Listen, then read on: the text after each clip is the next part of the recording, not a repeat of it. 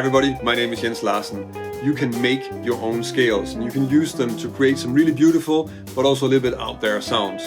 In this video I'm going to show you how you can take any chord that you want to improvise over and you can use that chord and construct a scale around it that you can use when you're improvising, and you can explore that in different ways and really create some really nice but also slightly strange sounds. If you want to learn more about jazz guitar, about improvising over chord changes and checking out some interesting scales and arpeggios, then subscribe to my channel. If you want to make sure not to miss anything, then click the little bell notification icon next to the subscribe button. The idea behind this is really simple.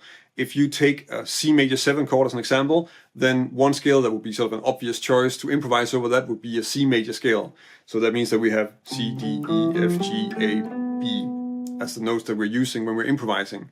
If we sort of split that group of notes into two parts, so the basic arpeggio notes, that would be C, E, G and B, and then the remaining notes, that would be D, F and A, then we are left with a C major 7 arpeggio or a C major 7 chord and a D minor triad.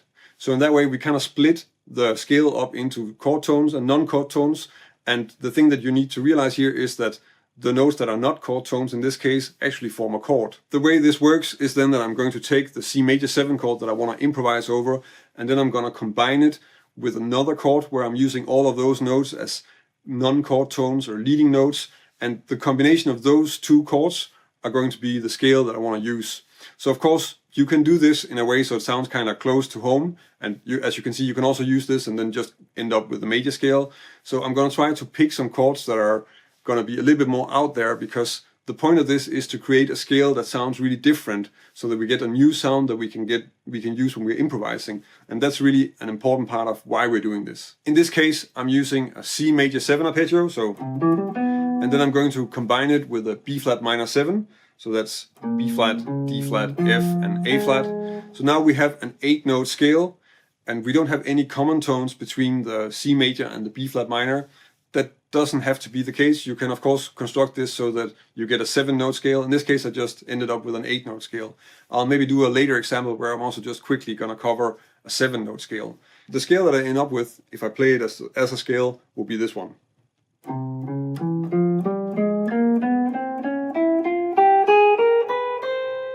There are two ways that you can start working with these scales if you want to improvise with them. The first one is just to think of it as you would any other scale. I think one of the things that you want to check out if you're working with a scale is what kind of diatonic harmony is in there, what kind of arpeggios can we make, and how does it sound.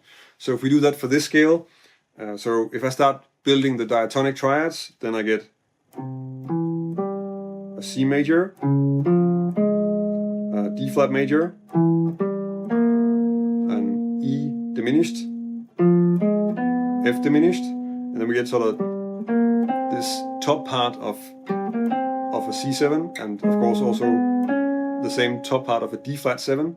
So what you can see here is that the scale that we end up with is actually something that clearly is spelling out the sound of two chords combined that are different from what we started with. So that's a C7 and a D flat 7 on top of each other. Notice how these scales are constructed in a way that's very similar to the way that the Barry Harris 6 diminished scales are constructed, because there you have a main chord and then you have a diminished chord that's acting as leading notes for the main chord. In this case, working with the scale in sort of the traditional way of stacking thirds and constructing arpeggios like that is not really giving us material that's that useful, because we kind of lose the connection to the original chord. Now that is not always going to be the case, and you can actually construct the scale so that that's less likely to happen. I think it's also a good example that that's something that quite often happens when you start messing around with this, and then you need to deal with it in a different way. So of course you can explore the scale like this, and you can also just say, well, I'm just going to play it as if it's a C7, and it doesn't have to sound that much like a C major 7. We're anyway just trying to play out there, and that's of course fine.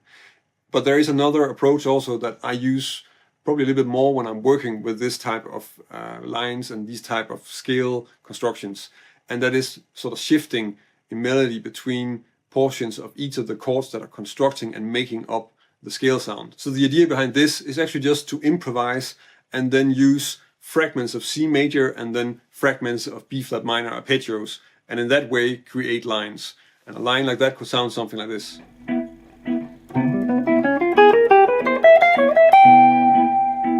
The way this first example is constructed is really just shifting between the different chord sounds. So the first part is sort of really simple. It's just a C major 7 arpeggio as a drop 2 voicing.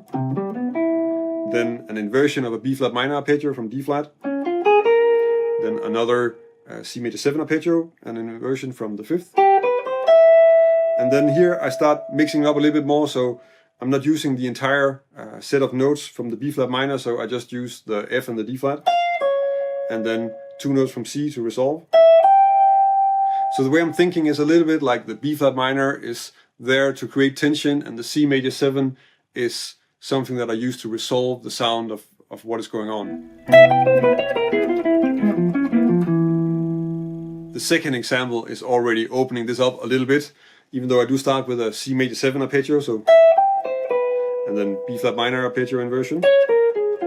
And then I start to use stuff that's just combining the two, so I'm starting with 2 notes out of C, and then 2 notes out of the B flat minor, and then ending the line with first the B flat minor triad, that's resolving to the 3rd of the C major 7. The advantage to improvising like this for me is that once I start working, I'm first thinking just in alternating arpeggio sounds, but as I keep playing, I start to be able to mix the two together, and this way I stay really well connected to the original chord, which in this case is a C major 7, and I can find structures within the combination of the notes that will work really well, and I'm not sort of getting stuck with stuff like the 2 dominant arpeggios that might not really fit what I want to get across in terms of the C major 7 sound. Of course, if you dig a little bit deeper, you can actually create a lot of interesting sounds just from this one example. That's not really what this video is about, so I'm not really going to go into it, but you can, for instance, see that with the combination of the C major 7 and the B flat minor 7 arpeggio, you have an E major triad, you have an F minor major arpeggio, so you can create a lot of interesting things and a lot of interesting voicings also, and that's maybe something to explore, because every time you do this, you will get some more sounds that are maybe going to be quite specific to the scale that you constructed, and that's what you really want to use when you're improvising with it. Another example of constructing a scale like this could be to take the C major 7 arpeggio, so C, E, G, B, and then combine it with a D flat major 7 arpeggio, so that would be D flat, F, G, and C. So in this case, we actually have a common note because the C is in both chords. So that's going to give us another scale, and it's going to give us this one, so C, D flat, E, F, G, A flat, B, C. This scale is also called Double Harmonic Major, and it's not until recently when I saw a Rick Beato video on that scale that I discovered that I actually already knew it, because usually I never thought about Double Harmonic Major or think of any scale like that, but I have actually been playing music from some friends of mine who use this construction when they're composing music. It turns out that they actually have a scale that's combined of these 2 chords, and that's actually a whole piece that's sort of based around this double harmonic major sound, and it's kind of blues in 5, if I remember correctly. It's a few years ago. This way of constructing scales by combining 2 different chords is of course not something that I came up with. This is something that I learned at the conservatory when I was studying in the ensemble of John Ruocco, who's one of the saxophone teachers at the conservatory in The Hague. And he showed us some interesting things that at the time I don't think I really could do too much with it.